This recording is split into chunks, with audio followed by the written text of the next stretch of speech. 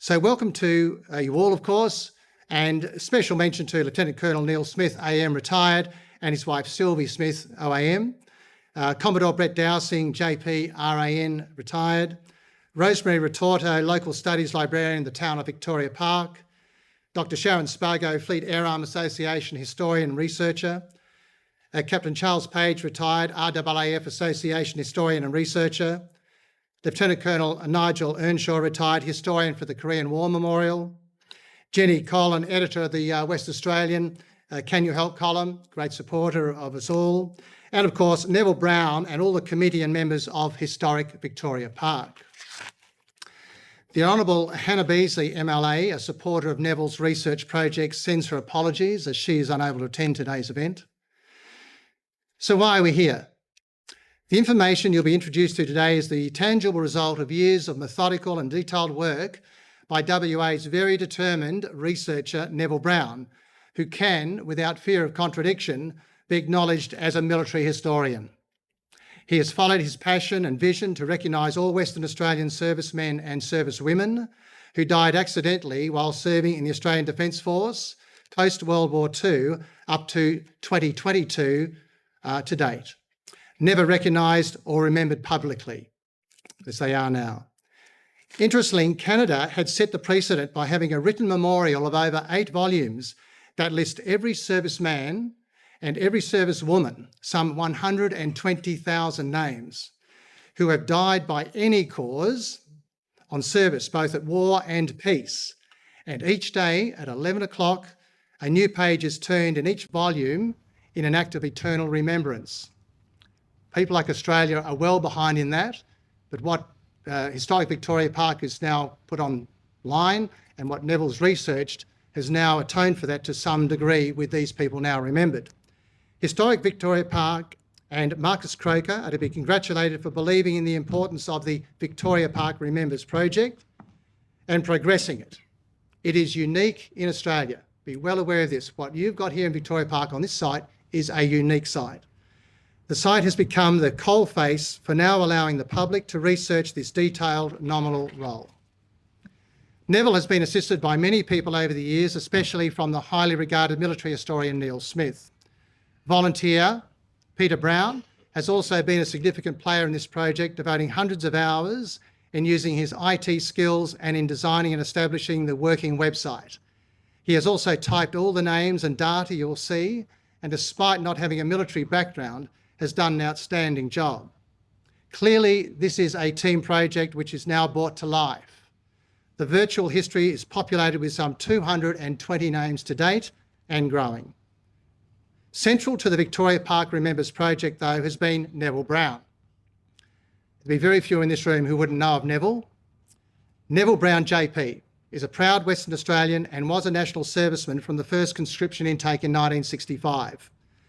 It may surprise you to know that most Nashos did not go on to serve in South Vietnam, and Neville was one of these. He was allocated to the Royal Australian Army Medical Corps. Over the last 20 years plus, he has devoted himself to various military Vietnam-era related research projects, and although not an exhaustive list, I'll name just some.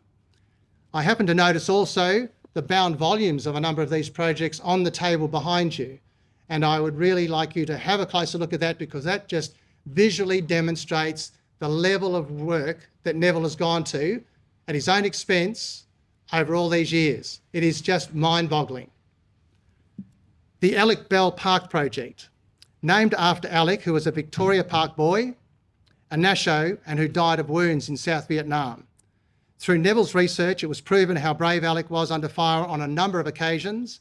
The research finally led to the park in Victoria Park named in his honour, despite no retrospective posthumous bravery award being made. Chemicals in Vietnam, Not Agent Orange. 3 volumes of his research. A set of his research is going to the Vietnam Veterans Association of Australia for use as evidence in potential claim cases. That's how good it is. Neville came across another highly toxic chemical agent while doing his research called malathion, and has been proven to be highly unsafe by an official government review. Neville had identified and confirmed its adverse effects on people prior to the government review. WA national servicemen who served in Vietnam. 2 volumes that detail all 1,949 WA national servicemen out of Australia's total of 18,000 nashos. The AWM Roll of Honour, Australian War Memorial. Through Neville's research, 39 new names have been added to the Roll of Honour at the AWM, with a further 29 still waiting approval. These are the names that go on those big bronze plaques on the wall you see filled with poppies. So they're still being populated, and it's through people like Neville who are finding names who have been left off. 10,000 years of service, the complete list of all WA national servicemen enlisted from WA, of course, with full details.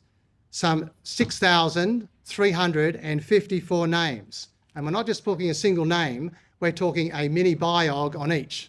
6,354. There are a number of Victoria Park boys amongst them in those names, and some of who gave their lives at war in South Vietnam. The printed research is in the Town of Victoria Park Library, and there have been numerous research projects for other local districts such as Wiluna, Canning, Murray, Geraldton, Meekatharra, and also in New South Wales at the Ingleburn Army Barracks. On many occasions, Neville has found new names to be added. Now to my presentation, which is only a brief introduction. My presentation is to provide a basic visual introduction to the website. Neil will go into more detail in his part of the presentation. I'd also ask that with questions that you invariably will have, and ask away, you save the questions till we all finish presenting. I'll come back up and ask 4 questions from the floor towards the end, and then we'll take it from there. So this is a basic visual introduction. These deaths have occurred not in war fighting, but through accidents, largely in training, on exercises and in road accidents. Well known is the 1996 tragic crash at night of 2 Black Hawk helicopters, in which there were 18 deaths. The Special Air Service Regiment and the Army Aviation Corps suffering losses. However, there are servicemen and women who lost their lives in, until now, less known unfortunate events. A couple of examples I'll just illustrate in my part of the presentation are 2 soldiers, one being Murray Tonkin and John Osiak. As you can see, this is very basic, and this gives you the introduction. So when you go on site, you'll see, once you key in who you want, or you can just scroll through all the names. Once you go on site, you'll see this essential information that we're showing up on the board now. It's clear enough to read and see. But then you can go into other fields which show more detail, and in this case, where it's possible to explain how that person died. In this particular case, accidentally killed with 15 others in a US C-130 Hercules aircraft crash while on joint special ops exercised in Subic Bay, Philippines, 26th of February 1981. And with this particular one, Special Operations SAS, I think you can read between the lines, it was more than an exercise. But Australia doesn't say that at all. But these are the things that have come up through Neville's research, which have largely been put under the carpet. All that would say about Murray Tonkin was that he died in an accident. And that's it, end of. But through his research, more things are extrapolated, and you can see there's room for further research if the event arises. And in fact, the Americans take this exercise accident, inverted commas, so seriously that every year since that event, they've flown an aircraft over that site and dropped a wreath where that plane went down. Australia tends to ignore it. The other chappie I'd like to speak on is John Osiak, all West Australians. Again, the basic details there. Now, in John's case, he had a very Germanic name, but his anglicised name is, as we see it. He was born in Germany, and in more detail, we find out that he was a school teacher from Collie, so he had a whole life ahead of him in that regard. And in this particular case, accidentally killed 17th June 1969 while driving an armoured personnel carrier, the M113A1 APC, which we're quite familiar with, I think, generally, on the Hume Highway in Seymour in Victoria. And in this particular one, this has a resonance with me, and this is what happens when you read these sites. You think they're just names, but sometimes there's a connection. And I'm a former officer in the Royal Australian Armoured Corps. I served in 10th Light Horse for many, many years. and I joined as a trooper, and I was a driver in a 113 armoured personnel carrier, and later went on to become a crew commander in such a vehicle. So you've got 10 tonnes of metal steaming down the highway, and you bump into a civilian car. Okay, there can only be one outcome. In this case, the APC rolled, the driver and crew commander were killed, and the 2 passengers in the Civic car were killed. There was no way they're ever going to get out once a 113 10 tonnes hits you. So they show you sort of 2 extremes. Others are simply people have died of heart attacks or less, it's medical issues or whatever, but they're all being recognised no matter how important you might regard the event or how unimportant you might regard it. The thing is that they've all been finally identified when no one else wanted to know about it. Once you've died non-operationally, it's just, well, it just happened, and that's unfortunate, but not so now. So hopefully that just gives you a basic introduction, and with Neil explaining a little bit more and extrapolating a bit more, you'll see that, and this is where some of your questions may come up. You'll also see, not in this particular case, but with the service numbers, all West Australian service numbers start with the number 5. So if you're a Queenslander, you're 1. If you're New South Wales, you're 2. Victorian 3, etc. So everything's 5, straight away, here's a WA plaque or WA female. Okay. So just those little things that crop up. But again, with the detailed research that he's now plucked, that's when the questions get raised. Oh, gee, I want to look into that more. Well, that's really tragic. I want to find out a bit more about that, if you have a research passion. So they're the 2 that I just wanted to bring to light. And Neil, as I said, will certainly deal in a bit more detail for you. That brings us to now the first of our presenters today. And I'd like to introduce our first one is Commodore Brett Dowsing, JP RAN, retired. Brett enlisted in the Royal Australian Navy in 1969 and specialised as a helicopter pilot. In his 51 years of Navy service, he's right, 51 years, he has an always in uniform. He has a variety of postings both on the Australian station and overseas.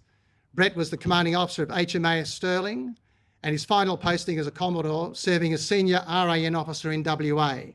In retirement, and I use that term really loosely, he has become very involved at senior levels in Legacy WA, in the RSL WA, is a member of the Veterans Review Board and a number of other service organisations. Brett has a strong interest in Australian military history and is in demand as an occasional guest speaker, especially in aspects of the RAN and the Fleet Air Arm. And I'm sure as a Navy helicopter pilot, he would have a few anecdotes that would be quite scary and hairy, flying those machines off ships that are rolling around in seas in the most unfortunate bits of weather you could ever find in your life. Anyway, I'm sure he's got some stories to tell. Now, Brett's topic is from a general Australian Defence Force perspective. So, Brett, over to you.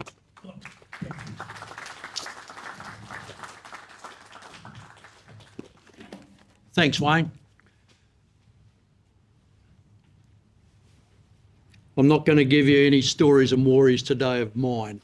They're probably unpublishable, and that would probably be out the door in 5 minutes if I did that. So I won't. I'll stick to my script.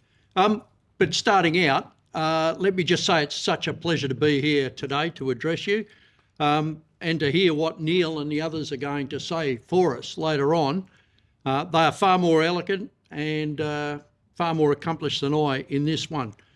But I'd particularly like to congratulate all of those that were involved in this project, the Victoria Park Remembers project. It's a phenomenal project. It's something that should happen. Let me start out. Today is the anniversary from something in relatively recent times took place. Does anyone know what that is in relation to the military? It is along the lines of our subject today, in remembering. Today's the 20th anniversary of the crash of Shark 02, which was a Sea King helicopter which was on a humanitarian mission in Nias Island after earthquakes in Indonesia. 9 RAN and Air Force personnel were killed and 2 were severely injured, and I suspect they are still injured from that accident. I was involved in the Board of Inquiry on that incident, and if you want, from the end of the story, essentially those 9 people died because There was the procedural side of maintenance was not being followed exactly as it should have been. And one nut was not torqued appropriately. And the second safety feature of a 20-cent split pin was not put back into that after maintenance. So a nut bolt series within the flight controls of that helicopter failed after 40 flying hours. And I might add, the Prime Minister of Australia had flown in that aircraft during that 40 hours when the nut and the bolt were unravelling. Only a couple of weeks ago, I received an email from through the Veterans Network advising of the following from a veteran's wife. My husband of 60 plus years was very recently diagnosed with an aggressive form of leukaemia and may only have between a few weeks and a few months to live. I know very little about his life in the Navy, and I wonder if anyone can fill me in on any of the details of the period between his joining in the early 1960s and retiring in the mid-1980s. The veteran's name wasn't familiar to me, even though I'd served at least 15 years across the same tenure as this former naval officer. I'd assumed that because this request had been forwarded to me, that the veteran was ex-Fleet Air Arm, and so I started down the path of researching his history before responding or on forwarding to other contacts. I also assumed that because of the request had been forwarded to me by one of the veteran's classmates who had left the Navy very shortly after graduation in the mid-60s, that this veteran had followed a similar path into the Fleet Air Arm as I had. But this was not the case. He had, in fact, followed a much more traditional path and had never served in the Fleet Air Arm, and I'd wasted more than a few hours heading down these research rabbit holes. Unfortunately, this veteran passed away less than a week after I'd received the original request. 2 points from this story. Firstly, I think it's terribly important that we all commit our stories to paper. And secondly, it is important that we capture the history of our veterans. Both of these observations are interlinked, obviously.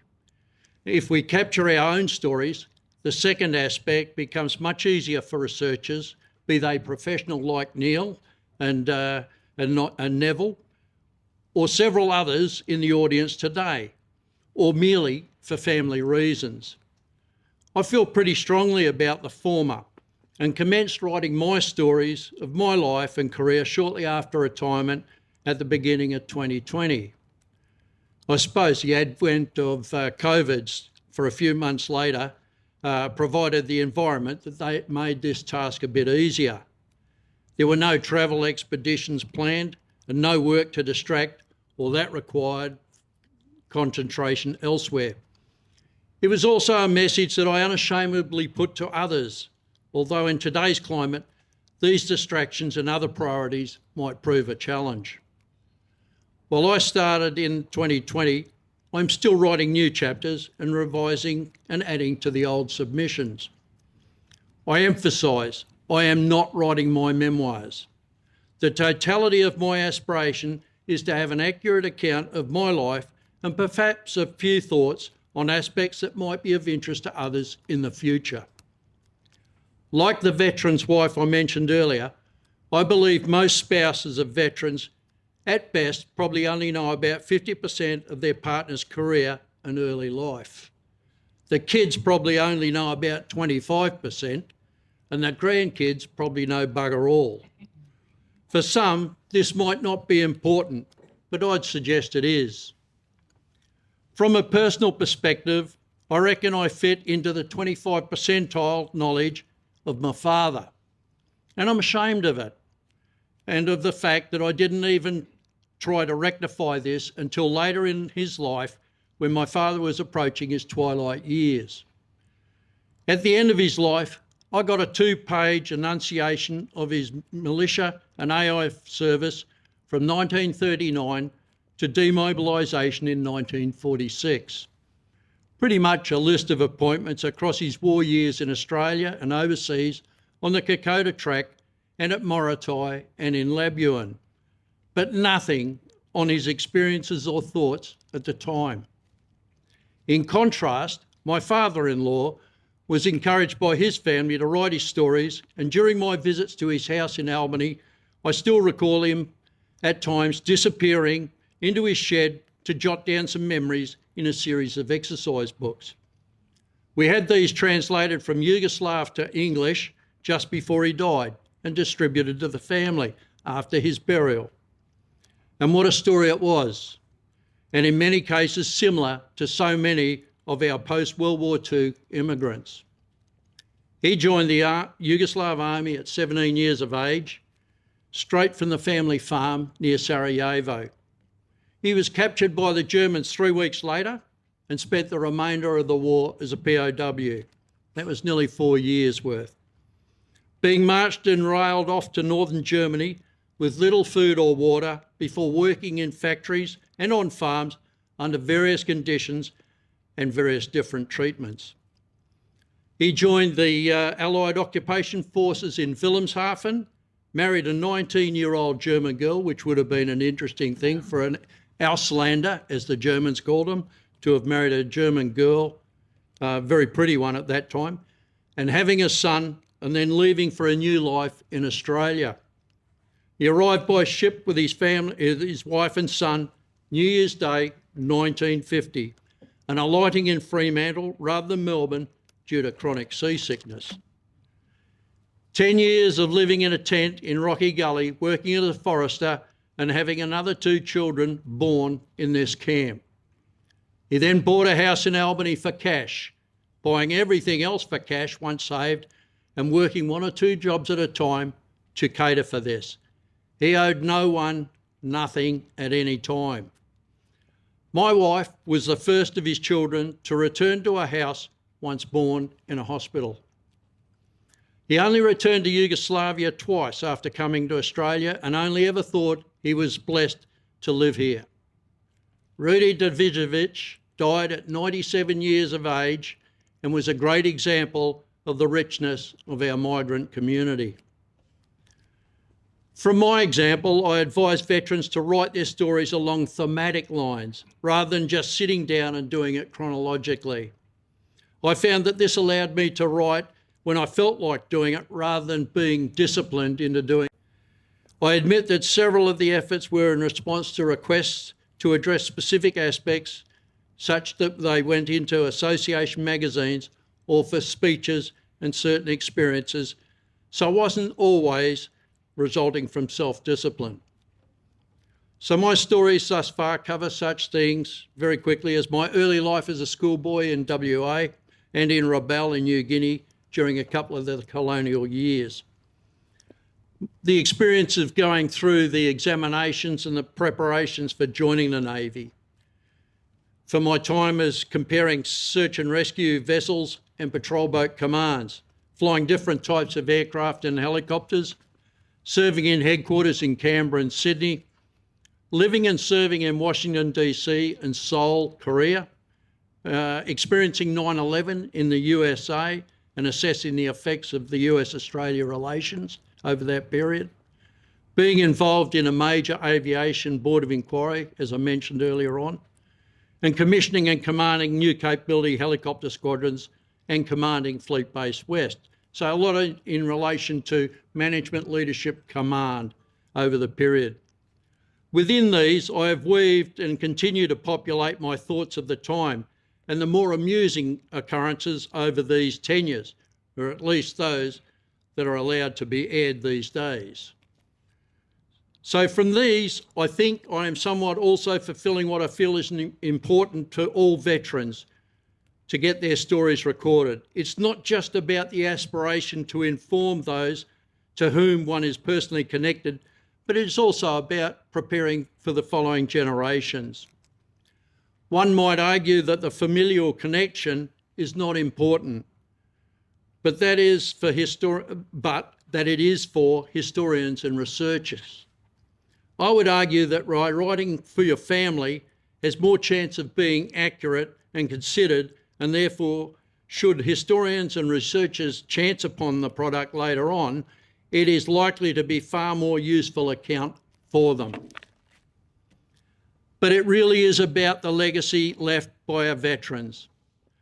And I'm a great believer in understanding the past to accommodate a better future, and for the best baseline of the past are facilitated by those who have lived it and those who are professionally capable of interpreting it.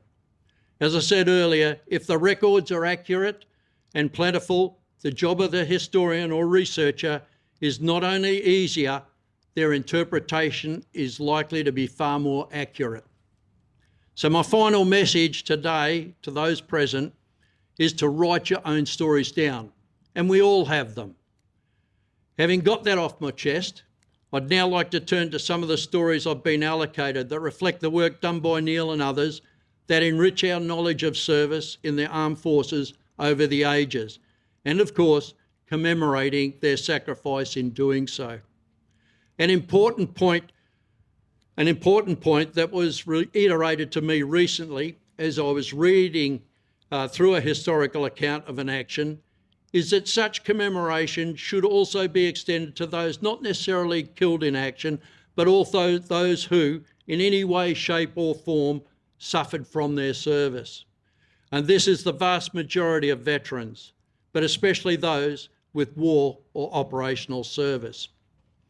The first of these gentlemen that I'd like to reiterate is Frederick William Campbell, squadron leader in the Royal New Zealand Air Force, DFC, mentioned in dispatches, who served in the European theatre during World War II. He was born in Norseman, WA, and raised in Perth. Perth Modern School, in fact, was where he did his schooling, same as my father. He was killed in a Dakota crash off Sydney in 1952 while conducting weather radar trials. Peter Gordon Fisher, another squadron leader who served in the RAAF, whose service included the South Pacific Theatre during World War II. He was born in York, WA, and raised in Perth. Spent a lot of time at Aquinas College. He also trained as a test pilot during his period. He was killed in the same crash as Frederick Campbell in 1952. Warren Neil Goddard, a flying officer, Royal Australian Air Force, born in Perth and raised there and in Malaysia. His father was also a serving officer, and he spent time at Kent Street School, just down the road. He qualified as a pilot, graduating from RAF Pearce in April 1966, and was converting on Sabres at Newcastle when his aircraft suffered a catastrophic failure during a night sortie. He was attempting to position the aircraft to clear of populous areas when the plane exploded. Goddard was killed and had just turned 21 years of age. William Leonard Hoy, engine room artificer, Royal Australian Navy. Born in New South Wales, but was married and living in the Maylands, WA, when he was killed. He enlisted in 1939 and served in the Indian Ocean and Southwest Pacific theatres during World War II. He was killed when condemned ammunition exploded in HMAS Tarakan whilst being transported for dumping off Sydney in 1950. 7 others were killed with him and 13 injured. Hoy was 39 years old. Robert Bruce Hurd. Someone's tick-tock. Robert Bruce Hurd, ordinary seaman, Royal Australian Navy, served less than a year. He was born in Subiaco and raised in Fremantle. He enlisted at the commencement of 1960. He was attached, not posted, to HMAS Woomera and killed when dumping condemned ammunition that exploded off Sydney in October 1960. 1 other sailor was killed and 25 survived that explosion. The ship didn't. Hurd was 18 years old when he was killed. And probably most poignantly from a personal perspective, my last reading, Megan Ann Pelly, midshipman, RAN, born and raised in Queensland, but died off Perth in HMAS West Australia in May 1998. Megan had joined ADFA, the college, in December 1995, only 3 years earlier, and joined Westralia to progress her junior supply officer qualifications when the ship was deploying to Southeast Asia with another 3 ships, exercising off the coast here that morning, the morning that Westralia sailed. I, along with most of the Sea Training Group, were embarked in HMA ships Adelaide, Darwin and Supply, and we were working them up prior to their deploying north. Due to a slower speed, Westralia proceeded separately from the remainder of the task group, which was due to catch up with them a day or two later further north. The fire commenced in the engine room of Westralia mid-morning on the 5th of May, when one of the recent replaced fuel lines to the engines failed and sprayed high-pressure fuel onto the engine body where it explosively flamed. Megan was in the engine room observing procedures and died of carbon monoxide poisoning before the fire was brought under control through the fire teams and then an engine room drench of carbon dioxide. I, along with a good few from Sea Training Group and the other ships companies, were helicoptered onto Westralia to assist, understanding that the CO was still responsible for his ship. We remained until the tow was established for the return of Westralia to Stirling to offload those killed and the other casualties that weren't medevac to shore hospitals. Amongst these, of course, was young Megan. She was 22 years old. 3 other sailors died in that engine room due to that fire. Ladies and gentlemen, I think it's now time to hear from our guest of honour, Lieutenant Colonel Neil Smith, AM, retired, and I'll leave it to Wayne for the introduction. Thank you.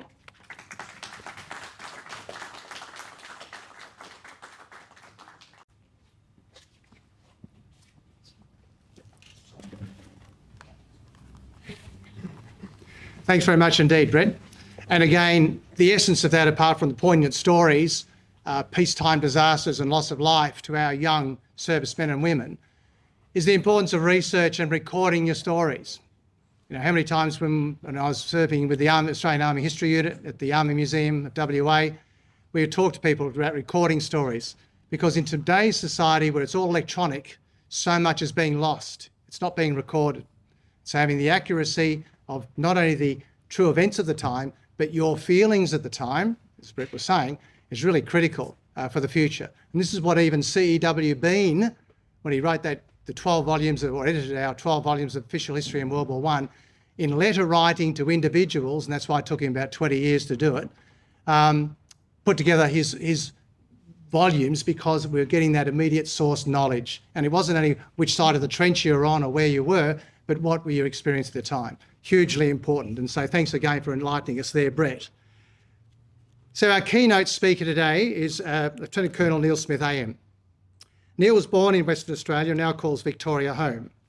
He is a retired Australian Regular Army Lieutenant Colonel, having served for over 24 years. He served as a young officer in South Vietnam with 8th Battalion Royal Australia Regiment from 1969 to 70, trained as a helicopter pilot, qualified parachutist, went on to specialise as an ATO, which is an ammunition technical officer, and also attended Senior Staff College. Neil was made a member of the Order of Australia in the Military Division in 1984 for services to the Australian Army in the field of explosive ordnance work in the Solomon Islands in 1983, when he and his team undertook the highly dangerous tasks of dealing with World War II unexploded ammunition. His ATO experience has also served him in his capacities with the Australian Federal Police. After leaving the Army, Neil established his business, Mostly Unsung, in Melbourne in 1991. His business specialises in genealogical and service research aspects of former ADF and British Defence personnel. Though Neil is still central to the business, his wife Sylvie now heads the Mostly Unsung team.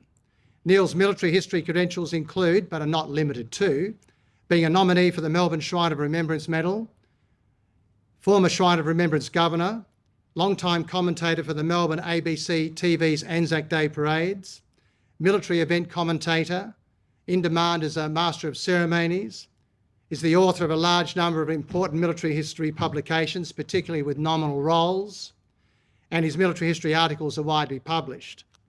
Hardly surprising, Neil has been of the greatest assistance in researching for Naval on various projects over the years. Of interest too is Neil's wife Sylvie. Sylvie is a recipient of the Medal of the Order of Australia, and this is a rare double for both wife and husband to be recognised within the Order of Australia. So our keynote speaker today, and I know you'll make him welcome, who will talk about research aspects and also the Victoria Park Remembers project, Neil Smith.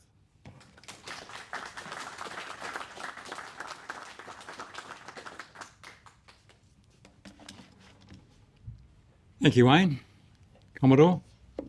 Ladies and gentlemen, can I have an old-fashioned radio check, please? Can you all hear me? Yes, excellent. Loud and clear.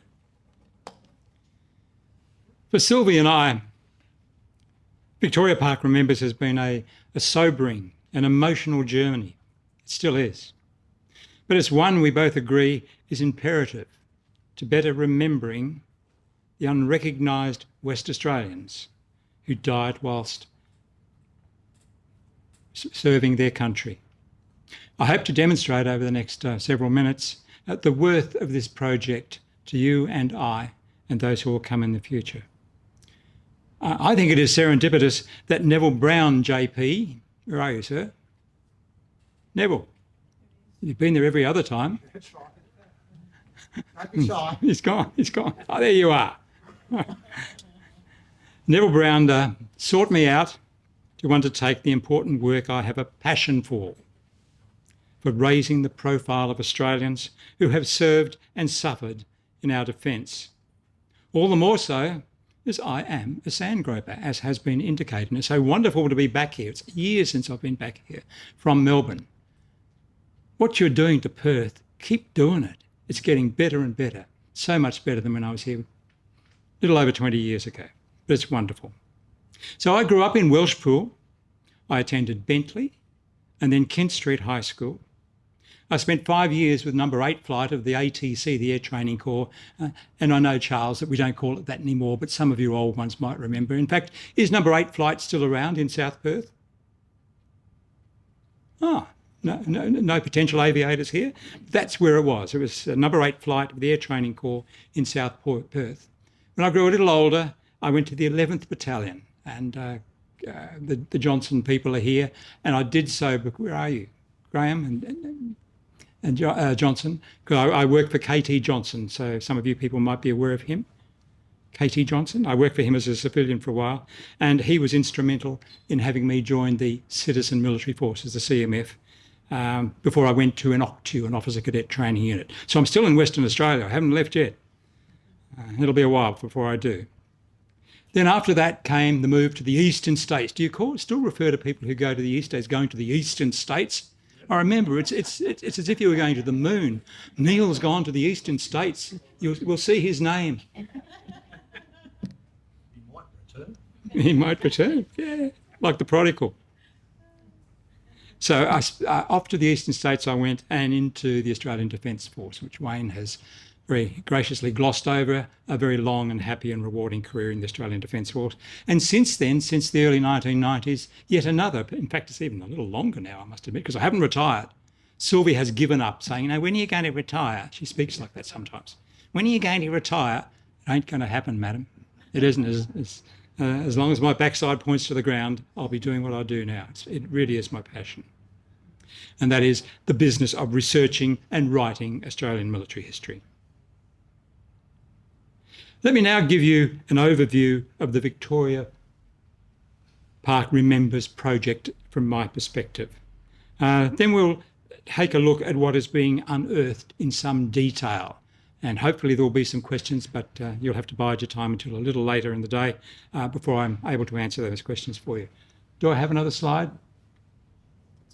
That's it? All right, my introduction then.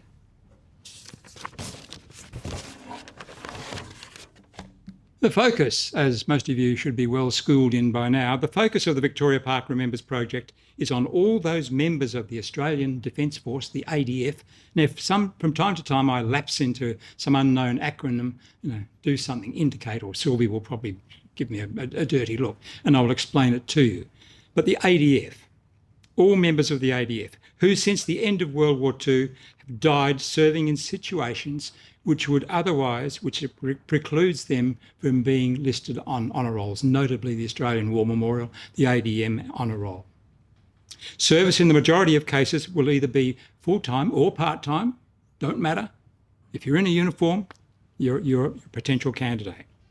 And you would probably be a member of the Royal Australian Navy, of the Australian Military Forces, that is to say the Army, and let me make the point now because it's quite important for this project, that we are very often considering soldiers, male and female, soldiers who were either national servicemen, conscripts. You realise we had two periods of conscription, 51, 59 and then 65, 73. So we're talking about those people who were all full-time for their 2 years or whatever it might have been. It did vary. And we're also talking about citizen military force soldiers, which I've mentioned very briefly, and also the varying types, and there are quite a few different types, of permanent force soldiers, as indeed I was for that period of time. I was in the Australian Regular Army. And thirdly, and certainly not last, we have the Royal Australian Air Force. And thanks to the Commodore, we've heard a couple of stories about them already. Now, a test for inclusion in the project is whether a service person is listed by the Australian War Memorial on its post-World War II honour rolls. Usually this means we're looking at somebody who died during a specified period of hostilities, such as in Korea in the early 1950s, or in Vietnam, or the then South Vietnam, circa 65 to 73, or indeed 75. And the list, of course, for those people who are included from World War II ended in roughly mid-1947. So our start point is from about mid-1947, if that person, that male or female service person, fits the categories which I'm describing to you.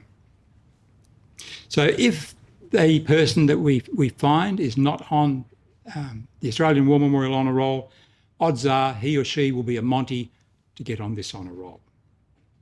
Now, most service personnel identified for inclusion in this project died whilst training or a result of injuries or sickness incurred whilst serving either on duty or leave, or with a few who'd gone over the hill, but they were still on the books. They still get a Guernsey. It's difficult at times identifying these personnel. It's very difficult, but it is made easy a little bit by the fact that the services, the Army and the Air Force, not the Navy, sir, but the Army and the Air Force went to the trouble of documenting a lot of instances of folk who died whilst we weren't on operational service anywhere, and they are very, very useful.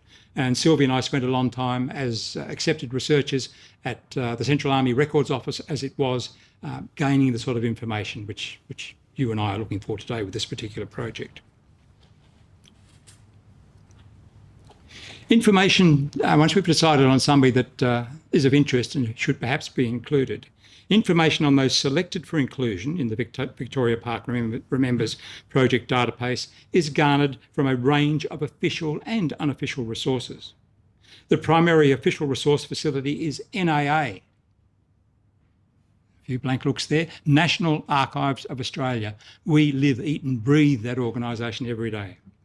So a lot of the primary official resource facilities are to be found with NAA, where they hold or have access to personnel files such as personnel administrative and other records like accidents and investigations, court-martials and the like. They are also held there. Either hard copy, and lots of researchers about the place sort of turn their noses up when you start talking about records being hard copy. But I'm here to tell you, there's a wealth of information which is still hard copy, or on microfiche. You remember them? Yeah. Microfiche, microfilm, don't forget them. Don't leave them out because they're part of the equation. And those records are typically held in Melbourne or Canberra. And of course, we live in Canberra. We do a lot of work we live in Melbourne. We do a lot of work in Canberra as well. And of course, online. Sometimes some required information is requested from the three services via NAA. Sometimes some required information also comes from elsewhere, such as state record offices or the Australian War Memorial, and even published works such as regimental histories. Lots of them around for most significant major units, Army, Navy or uniform. Personal diaries are also useful from time to time. And on occasions we go to London every year to research there, but on occasions we've found information for these folk at the National Archives in London as well. Now, whilst Find My Past, Ancestry.com and something called Forces War Records, which many of you would not be familiar with, are considered to be unofficial sources, they too are important for the completeness of material required for this project. Accordingly, for every inclusion in the database, these resources are routinely examined by primarily Sylvia and myself. Sometimes we find reference in them which takes us to an official resource, such as a births, deaths and marriage certificate or one of the state record offices for that. Electoral rolls, all of these sort of resources are mentioned as we're compiling and undertaking this work. Every last one of them, and others I'm not mentioning. Australian, Commonwealth and British gazettes, London gazettes, they're very, very useful, particularly when it comes to honours and awards and decorations and commission. People who are officers, like lieutenants or majors or sub-lieutenants and so forth. They're very, very useful. They are a very useful provider of information, and even newspapers. Don't turn your nose up at newspapers either. And also bear in mind that newspapers, once upon a time, were pretty much the same in terms of this sort of content of relevance to what we're talking about today. They were also pretty much relevant for things like normal gazette entries. They are often found in newspapers. So don't ignore the online resource, which is marvellous, and I use it literally every day, called Trove. Now, I've got a couple of nods. Trove. That's what you look for all of the newspapers which have been digitised, and they're continuing to do that. So it's not over yet. Using all of the above resources, we prepare reports. The reports we provide to Naval in the first instance provide some personal or biographical details, plus a service summary with significant occurrences, places and dates of the subject's military service to the time of his or her demise. A section for remarks, which is terribly important to us, and I suspect some of you. There is a provision for other stray remarks, if you like. Remarks about a person's family. Private Jones dies of sickness. Maybe Dad was a brigadier. Maybe his cousin was a Victoria Cross winner. Maybe he served with half a dozen of his siblings. Little things like that we also incorporate in the reports that we're doing. The final reports that we pull together come in two formats. We do, Sylvia and I call it a mini one and a much larger detailed report. The larger, more detailed report also places much emphasis on the context of that person's service. That is to say, in what circumstances a person had served, such as in a particular battle. Because a lot of these chaps, and one or two of the girls as well, a lot of them had served previously and in war.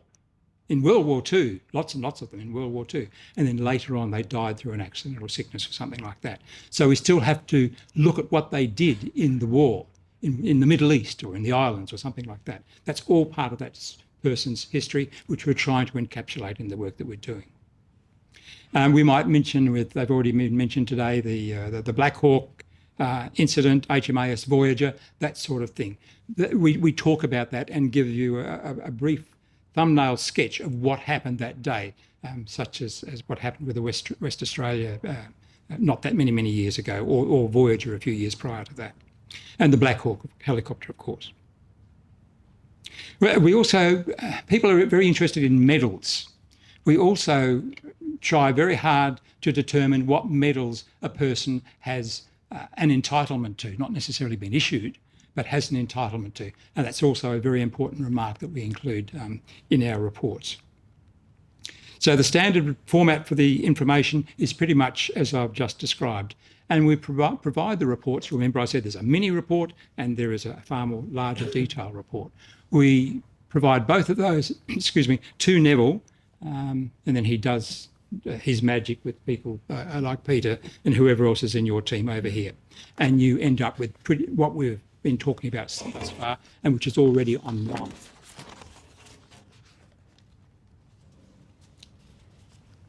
That is an overview of Victoria Park Remembers from our perspective. Thanks, Peter. Have you got another slide there for us? What have we got? I hadn't seen these slides before I came today, so I just need to refresh myself and make sure what it is I'm talking about. Oh, that's us. Ha, that's us. The business thread, which Sylvie and I established back in 91, 92, is called Mostly Unsung, Military History Research and Publications.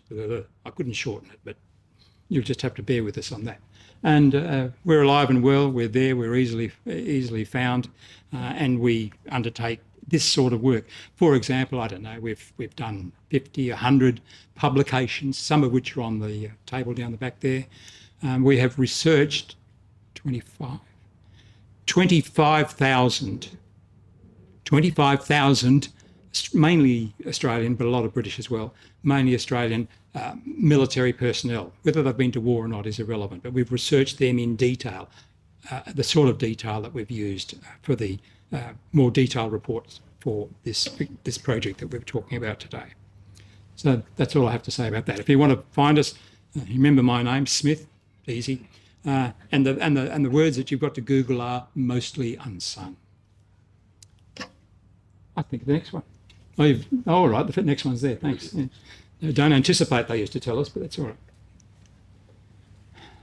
This is what's ending up on the website now. It's not quite what we send through, but wiser minds than ours decide that this is the sort of thing which should be put on the website for all to see.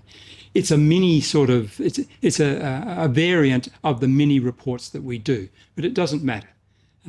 Start to get your head around the sort of things that we're looking at, because I do want you to get a better understanding of the information that we're giving you and alert you to some of the little tidbits of information, not necessarily just to go through the stories of each fellow, but to give you an understanding of what it is that we're looking at and what perhaps you might be looking at when you're looking at those who made the ultimate sacrifice, but not in war. This fellow is Fred Cleggett. He's an aircraftsman and he's a private. Let me first make this point. Many times I have found, you all know what a regimental number is. Every soldier, every man and his dog in the military, except for old sailors I know, but every man and his dog in the military has a number. I even remembered, Charles, didn't I? I even told you what my number was in the Air Training Corps, going back to when I was 13 years of age, 90779.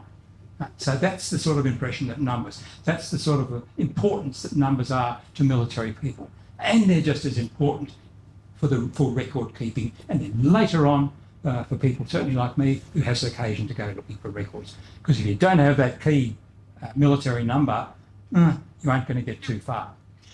And so with this fellow, the point I'd like to make is we've got 2 service numbers there. I won't bore you with what they are, but every service number that a service person has got means something, not just to him or to the management of him as a resource, but it's also a clue for researching that person and getting a better idea of what it is he probably did, if you haven't found out already. I mean, this bloke, for example, has got an 80,000 number there, indicates early RAAF, about 1945, 1953, that period. And then he's got another number, and there's Wayne, you talking about numbers? Somebody was talking about 5s and things. There's a 5 there, which indicates straight up to those who know that he was in the Regular Army Special Reserve. So that's a point I want you to make take on board with Fred Cleggett, is that he had 2 periods of service. And when we're doing this work, I don't care if a fellow or a girl has had half a dozen periods of service, we encapsulate that in the bigger report. Although the mini one might turn up looking like this. The points that are fairly obvious, where the chap was born in Cundit and when he was born, what he did, all of this is in the reports that we send through. The service, very brief, because this is the mini report, if I can call it that, what's going to go up in the sky for you to look at. A very brief extract summary of his service. First of all, with the RAF, in World War II, as I said before, heaps and heaps of these people, these 220 or whatever it is we've sent through to you already, heaps and heaps of them had service during World War II, Korea, Vietnam, all over the place. Enlistment dates and a brief spiel on the cause of his death. In this case, it was sickness. And we were asked also to advise, quite rightly, where a person is remembered and where they're buried, where they're commemorated, that sort of thing. And this fellow's up at New Norse here. That's enough for Fred. Thanks, Peter. Okay, now let's get into some of the more detail of the reports that we've sent through. Now, what I've got here that I've printed out before I came are actually the large reports for these chaps. So we're going to talk about Johnny Remnant now. And what I am looking at here, and you're not seeing there, is the full report on this fellow. And I'll have occasion, I'm not going to go through everything like this, not for a moment, but I've made little notes here. And if I see something which I think is probably worthwhile mentioning, just to give you a better feel for what's going on, I'll refer to that. But for the moment, you can see, let me call it the mini report. That's what we're accustomed to call it. There's the mini report. It talks about John Remnant. Another bloody motor vehicle accident. And, you know, in the 50s, most people died from vehicle accidents, died on a motorcycle. More recently, motor vehicle accidents. John, to me, is a couple of things. First of all, he's another, Kent Street High School fellow. Didn't get a response, all right. Johnny was also Kent Street High School, though I think he was 2 years younger than me, but I didn't know him. But also, interestingly, he was in the 8th Battalion of the Royal Australian Regiment, which was my regiment in Vietnam. I didn't know him, but the number of times that Sylvia and I have been through this, doing this work, and boom, a name comes out. Bang, I went to school with that guy, that sort of thing. I'd like to make the point also, and the numbers aren't up here, but John was a national serviceman. I've mentioned we got basically two types of army for the period that we're considering. One of the conscripts, the other one of the others, the CMF people and the Australian regular army people. So John was a national serviceman. And under here, it's very difficult sometimes to determine but to find an official record which will tell you that a fellow or a girl have received particular medals. And so it's the case here. So what we've typed here is, under current award provisions, soldier should be entitled to the Anniversary of National Service Medal and the Australian Defence Medal. Boom. I don't know whether John's parents ever got that, whether they ever stuck their hands up and asked Defence for them. There's a darn good chance they haven't. Heaps of these people never got their medals. So that just makes the point here. We look at medals every time. Sometimes we can identify what medals a fellow was entitled to, and indeed his family subsequently received, but not always. I've written the word down, alias, too. For any people here who are into family history and genealogy and that sort of stuff, and indeed researching soldiers, sailors and airmen, the use of aliases, don't ignore it. John Remnant is not an example. I just thought of it and I wrote it down. Aliases are surprisingly common, even in our time. It's amazing. I don't know how they got away with it. I couldn't have falsified my name. Next fellow, we got him. Yeah, Laurie Meelan. Born in Burma. It's amazing the number of people that we find are born in Burmese people, or people from Myanmar. It's unusual, obviously, to have a Burmese person joining the Australian military, but it happened. And despite the fact that it had nothing to do with Western Australia, he later ended up living in Nicholson Road in Subiaco, where I joined the CMF an awfully long time ago. Now, Laurie Meelan was a darn good soldier. You can see that for a number of reasons. He had served in the military in Burma. That's not on this little thing, but it is on my big report, my detail report. He had served in the military in Burma. He enlisted in the Australian Regular Army. Nothing unusual there. He went to Special Air Service Regiment. I'll just mention these next couple of items because I think it's important for you to get your head around SAS because they are so important to this project. So many of those poor sods have died, usually training and stuff like that. But when you consider an SAS bloke, Laurie was a parachutist. He'd done an assault pioneer patrol course. He'd done signals training. He'd trained in New Guinea. This is all way before he got near any shooting.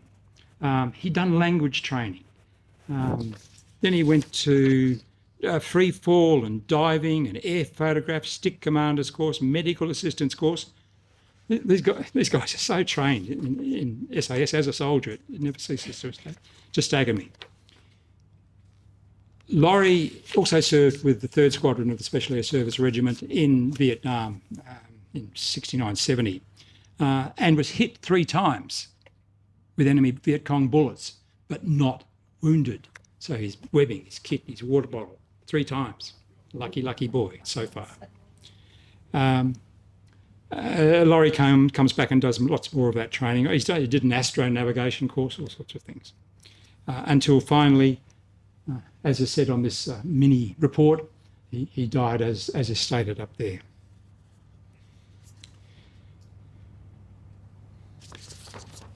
Thanks, Peter. Bruce Sedgman. I knew Bruce Sedgman. It's so weird. And as I said before in the first few words, it is sobering, particularly for me and to Sylvia as well. But, I knew this guy. I went to school with him. I played in Central's football club. I broke my leg playing with a stupid football club. And Bruce was there.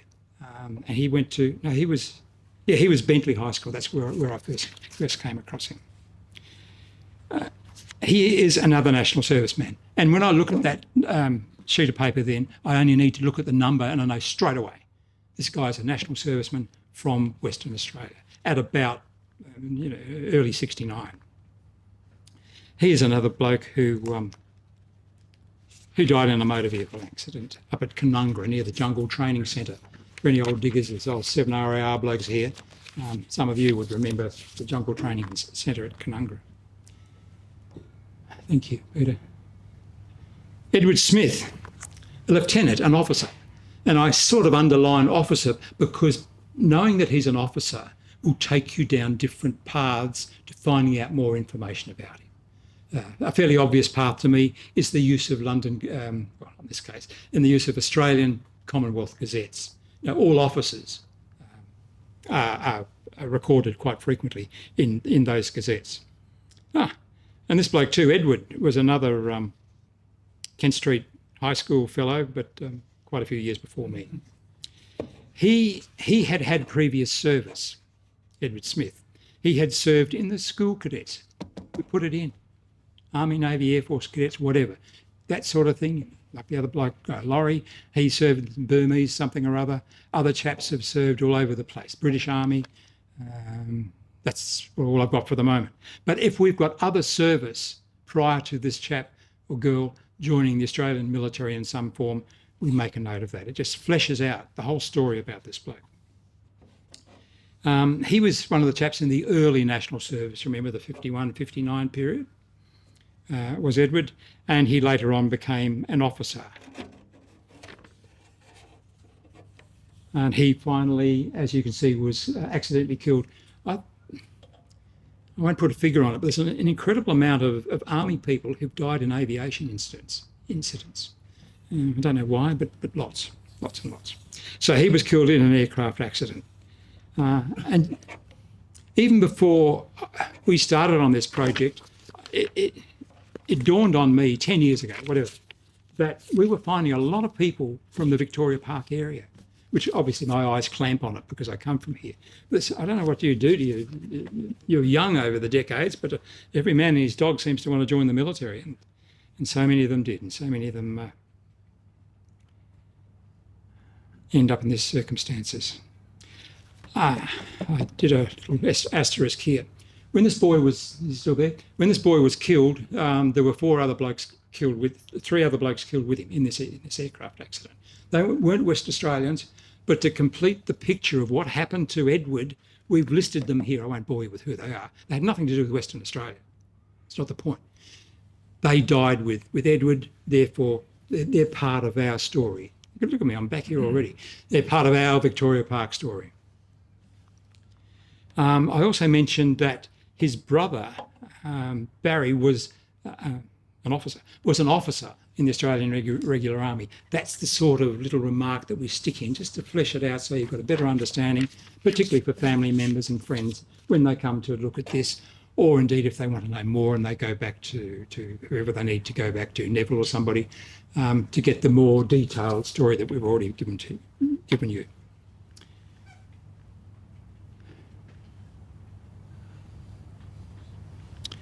A RAF fellow.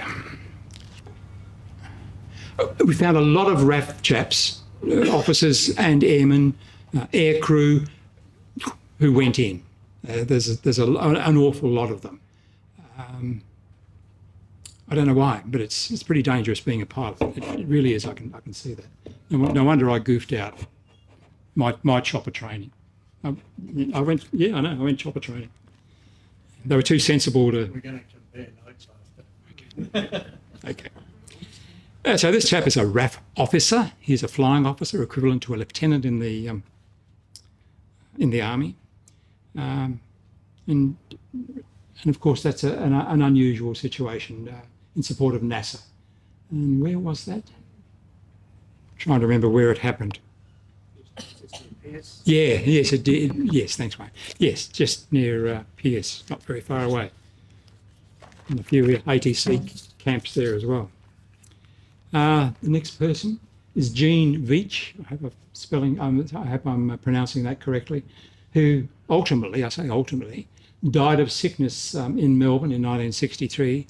Ultimately, because she had a brilliant track record. This lady, she's a nurse. She was a nurse. She started off as a staff nurse, and went up the ranks. And then when we got not rid of, that's putting it the correct way. But once we finished with the Australian Army Nursing Service, we had to form a Royal Australian Army Nursing Service.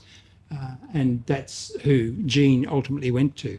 And she was, as I recall from my notes without looking at them, she was the boss nurse in Western Australia at one stage. Anyway, Jean Veitch, who was from York, another one from York, somebody mentioned York before, and later lived in Subiaco. Everybody lives there or else they're born there, it seems, with West Australians. King Edward Hospital. Excuse me? King Edward Hospital, Subiaco. Was it? Yeah. Okay. That was the birthing hospital. Thank you. I didn't know that. Thanks, Commodore. And I don't think we mentioned this term before, but this lass, Jean, she joined pretty early in World War I in June 1940, and she enlisted with the AIF. All know what that is? Anyone not? Yeah, I'm a bit suspicious. The Australian Imperial Force, another acronym I know, but the AIF, the Australian Imperial Force, is pretty important if you were wearing an army uniform in World War II, because it meant effectively that you'd signed your life away. I mean, the first troops that we sent to the Middle East in 1940, among whom was Jean Veitch, they were all members of the Australian Imperial Force, and they had signed a contract which said, yeah, send me anywhere, happy to go, prepared to sacrifice. That's what the AIF meant. And so this lass was Australian Imperial Force. And a lot of these people, the hundreds that we were researching and have found, a lot of them, a surprising number, were Australian Imperial Force. Even people who died in the 60s, you go back, they were AIF at one stage. Jean served in the Middle East as a sister, mainly in Palestine, but she still served in the Middle East. And then she came back towards the end of the war in Singapore in late 45 when we were pulling our POWs out of Singapore and trying to sort out the mess that was left there and the refugees and all the rest of it. So she was there as a nurse, poor thing. Then a little bit later, she joined the Australian Regular Army, which wasn't formed until some years after World War II. And she went and served in Beecroft. You're not helping me, are you? Beecroft, British Commonwealth Occupation Force, the occupation forces in Japan from 46 to 52. So she served with them in a very scary time to be in Japan just after the war and with the Japanese and all of that. People just didn't know quite what was going to happen, but she was one of the ones who bravely volunteered, because 9 times out of 10 we've always been volunteers. She volunteered to go and serve in Japan in a very, very unknown and potentially very dangerous environment in Japan in 46, quite straight after the war. Yeah, she became a senior, a director in the nursing corps, and she finally died of sickness. Any medics here? I don't know what this is. Medic, we've got a medic there. Neville. Arachnoid hemorrhage. Sometimes if we've got that sort of detail, we'll put it in. Thank you. A brain hemorrhage, arachnoid hemorrhage. Thank you, sir. Yeah, if we know in detail, and you don't always looking at military records, people think that military records, they've got everything. They don't always. It's surprising how much. Oh, you want to cry? I'll give you a story. I won't tell you the story. I'll just tell you the outcome. We used to work a lot of time, a great amount of time at the Central Army Records Office in Melbourne, in Victoria Barracks in Melbourne. It's still there. It's not the same, but it's still there. You would not believe the records of me, of your Army, your Navy, but the Army people here, the Army records which have been culled over the years. The story was about 1970, they used to send a platoon of diggers down from Kapuka to give them a rest or whatever it was, and they'd put them into the Army Records Office, a building like this, a room like this, and there'd be piles of records on the ground like this. And they'd say to these diggers with very little training, okay, lads, it's 0900. If you can get this finished by 1200, you're out of here. Right. We want you to drop it from that to that. Off you go. And that's pretty much what happened. So it beggars belief, and it makes people like many of you, I'm sure, and me, nigh on weep. That's what happened with a lot of the lost records, and there are a lot of lost records. They talk about British records being lost. We had our own Hitler in that respect, who destroyed our records after the war. This last Jean, she's still there. Jean, she was awarded the Associate of the Royal Red Cross, first class, and she was pretty darn good as a nurse. But the reason I mention this is not because of Jean, but because I want to highlight the fact that so many of these folk that we have worked on and are working on, they were all decorated. They got a special medal, indicative of the fine, outstanding service, either in combat or not. They might have done a great job in the quartermaster store. It doesn't matter. They still received the decoration. So that's another little research area that we are mindful of. And if we can find out that sort of information, like the fact that Jean got an Associate of the Royal Red Cross, we put that down as well. We've got, for the old soldiers and military historians, we've got a handful of chaps who got military medals and that sort of thing, and heaps of guys, heaps of guys that got a mention in dispatches. So that is also in our detailed reports, not in the smaller reports that we're basically going through now.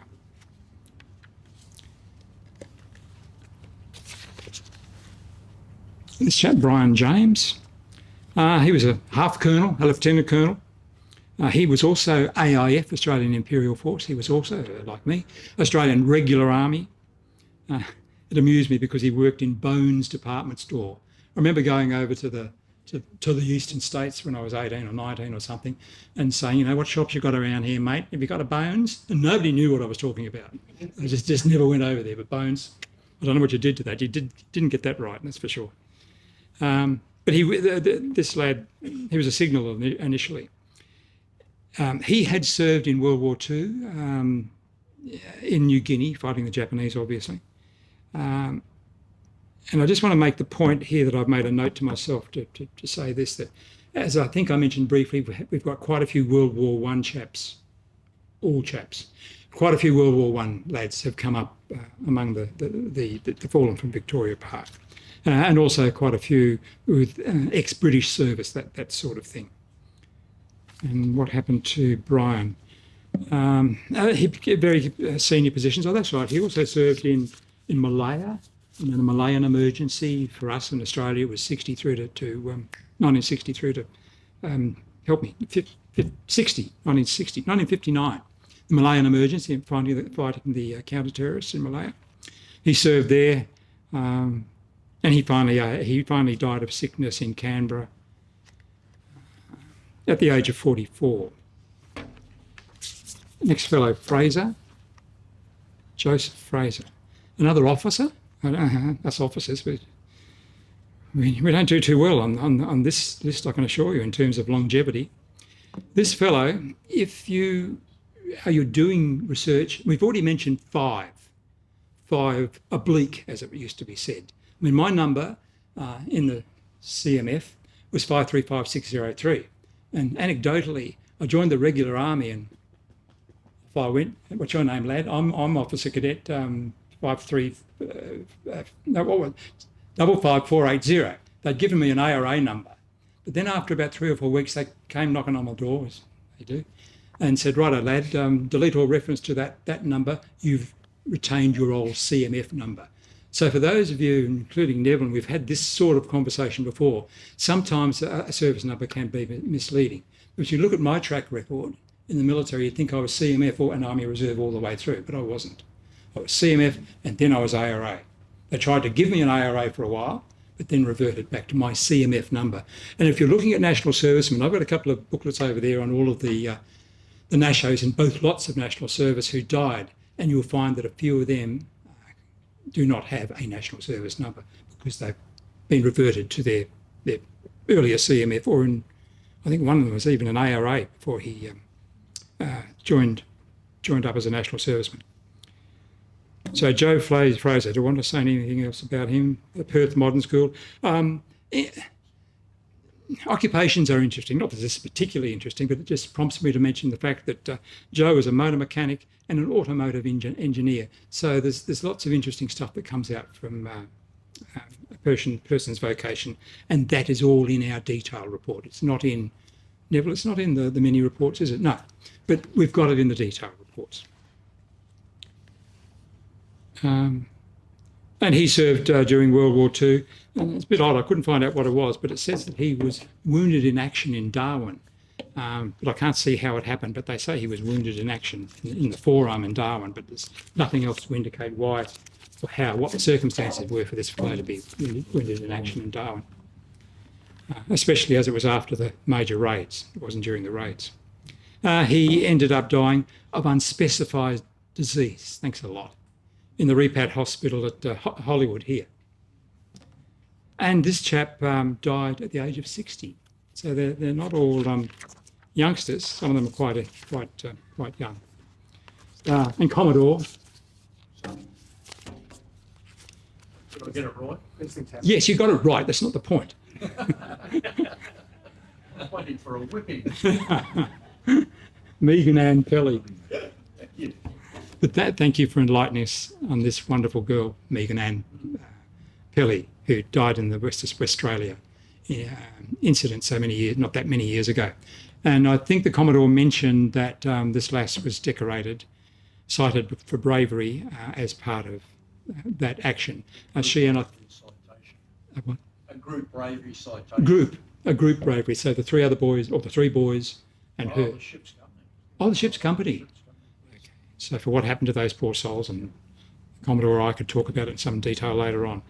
She is another person who was decorated, and so of course we've got detail of it there. And she's also female. She was also female, bless her. Sylvia, what do you reckon? Have we got 3 or 4 females?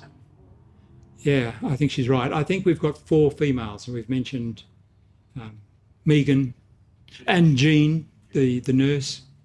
That's the only ones I've mentioned, isn't it? 2. But there's another 2, one of whom I'll mention very shortly. So in total, we've had 4 females die who fit the parameters of Victoria Remembers project. Okay, another lass. I don't think she was mentioned, although some of you know about her quite well.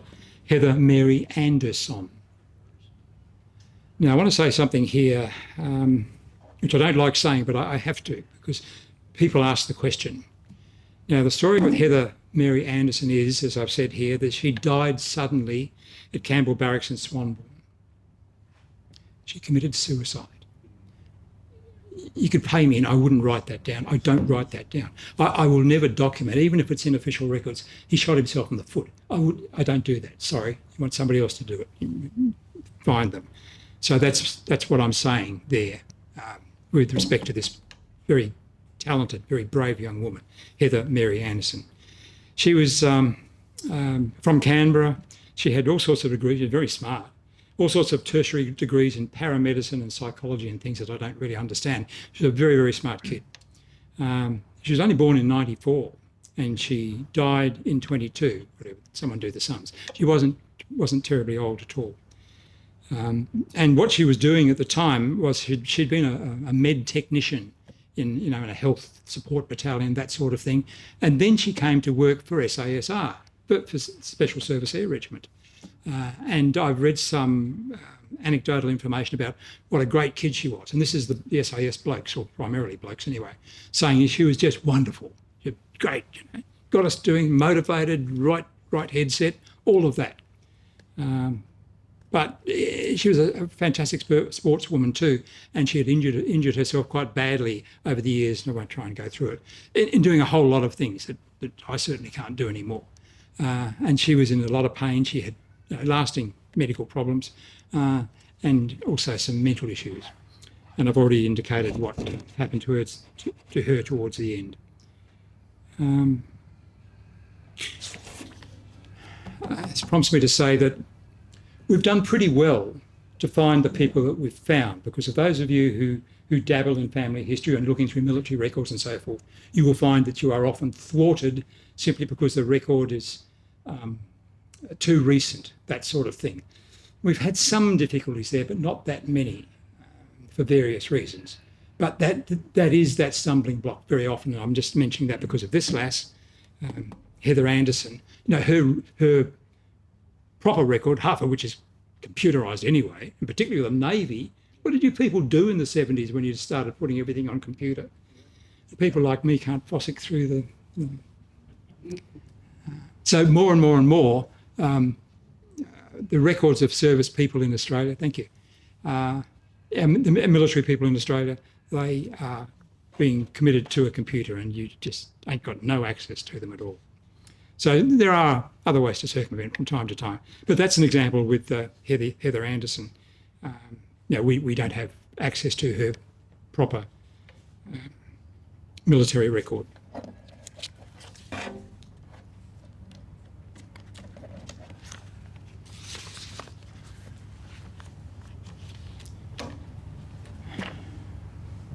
She's buried in Pinaroo Valley too.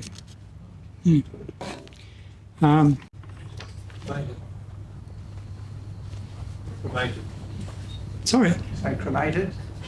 Oh, did I? No. I'm sorry. I can't read my own writing. Ashes at Pinaroo Valley Memorial Park. Yes, ashes indeed. Now I've also got. They're the only ones that I want to go through, and hopefully some of what I've said, although it's been pretty ad hoc, might prompt questions. And above all, I hope it's given you a better understanding of what it is we're doing. Not necessarily about Joe Blow or whoever it might have been, but just the wider thing. Now, later on, if you do have questions, I've got Sylvie's, what do you call it, a summary? That's right. Just a list of the research. Yeah. I've got here Sylvie's working sheets for Every Man and His Dog that we have been working on with this project. And I think at the moment we've got about 306, don't quote me, but we've got about 306 to be plugged in at this stage, although we've actually got some RAF records.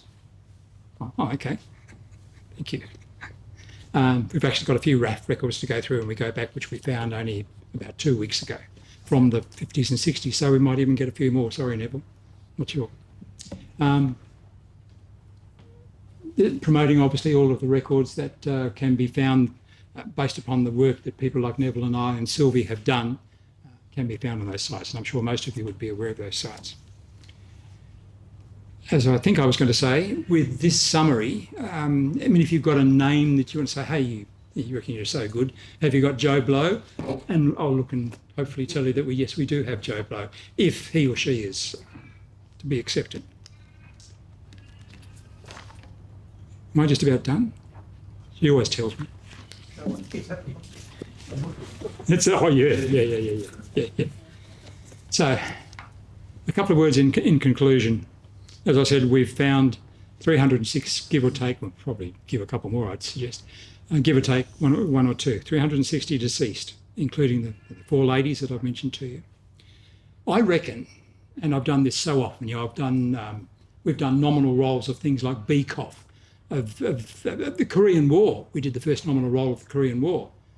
The Borneo confrontation, operations in Malaysia, all sorts of things like that, just for post-World War II stuff.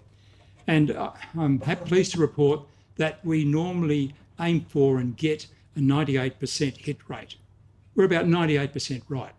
98% right in terms of the completeness of the numbers of whatever the target might be, and also 98% right in terms of the accuracy of what it is that we've gathered and the records that we use, because the records are not always correct, I can assure you about that. So we've got 306 or so deceased service personnel worthy of inclusion in Victoria Park Remembers. Naturally, most were Army, followed by the RAF and the Navy, which makes sense in terms of the populations generally of those three services. It is pretty hard and unbelievably rewarding work. I love doing what I do. And Sylvie's going, she'll get used to it. It's only been 30-something years, you'll be right. Very hard work. It's been hard work initially identifying these people, because I mean, you look at a record and you think, oh right, that guy pranged somewhere. He's got West Australian relations or something. But then when you go and check more deeply into that, you will find that he had nothing to do with Western Australia. Or we find that the records have been mucked up at some stage, and even the stuff that we've been given isn't quite right. He doesn't fit the bill. We find another bloke, and this happened to me twice last week. You ring me up and ask me what I'm doing. Twice last week, I had two chaps, I can't remember their names, but they were good. They were great stories, fantastic service, tragic outcome. Then I go a bit further and I find that they're on an honour roll. They've snuck in somehow, I don't know. God bless them, they should be there. But they were on an honour roll that I didn't know about, and the records I were looking at initially didn't say they were on an honour roll, but they were. Yeah, so it can be very, very frustrating. It's also very frustrating, particularly with Army records these days, and not like the days when Sylvie and I had access in the Army Records Office. But these days we have to, with Army records, which are still held by Defence, go through NAA to get the records. And they're taking forever and a day. I don't know, what are they doing? How long does it take? 6 months? 6 months. Yeah, 6 months. So if I've got a bloke confirmed, I always tell them, we tell them the regimental number, it's right. It's totally accurate what we've got, so there's no excuse, oh, you gave us the wrong information. No, we give them the right information. It's very often 6 months before it appears on our desk in the NAA office in Melbourne. Very, very frustrating. You've had enough of me. There are so many unsung heroes, and I thank you all for the opportunity to bring them alive again. Truly, lest we forget. Yeah.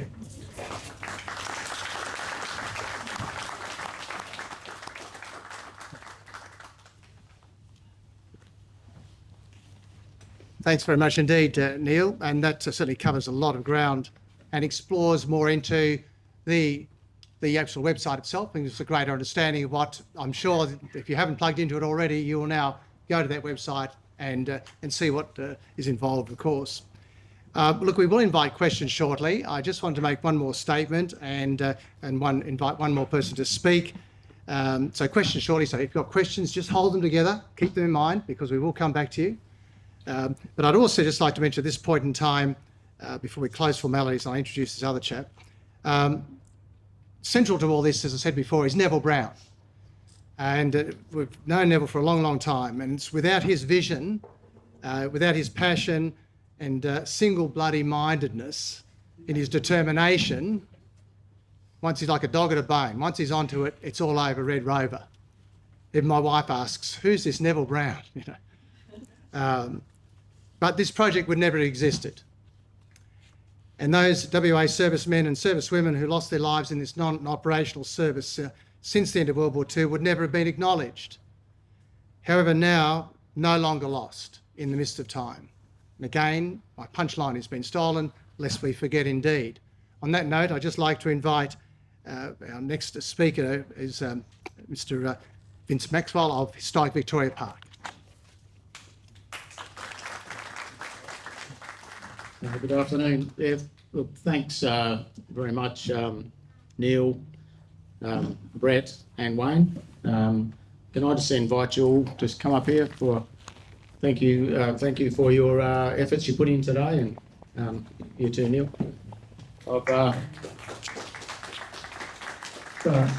This is around the sandwiches in here. Looks like you do, except this is a memento and a gift from us. It's our limited edition hand engraved whiskey glasses from Historic Victoria Park. So we hope that you can remember your day with us today. What if you don't drink? I thought they were ashes. So thanks very much for your own. Can you give them a round of applause, please?